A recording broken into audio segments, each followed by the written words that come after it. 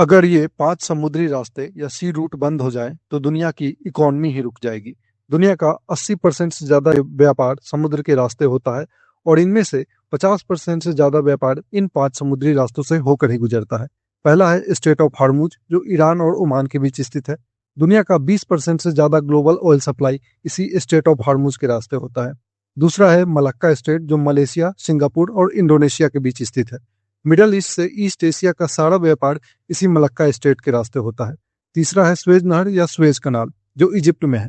भूमध्य सागर से रेड सी को जोड़ता है। यह एशिया और यूरोप के बीच व्यापार का सबसे प्रमुख रास्ता है। चौथा है पनामा कैनाल, जो पनामा में स्थित है। पनामा नहर अटलांटिक महासागर और प्रशांत महासागर को जोड़ता है। यह यूएसए के ईस्ट कोस्ट और ईस्ट एशिया के बीच व्यापार का सबसे इंपॉर्टेंट समुद्री रास्ता है। पांचवा है बाब अल मंडब स्ट्रेट, जो यमन, जिबूती और एरिट्रिया के बीच स्थित है। यह अरब सागर या गल्फ ऑफ एडेन से रेड सी में जाने का एकमात्र समुद्री रास्ता है। दुनिया का 10% से ज्यादा ग्लोबल ऑयल सप्लाई इसी बाब अल मंडब स्टेट से होकर गुजरता है।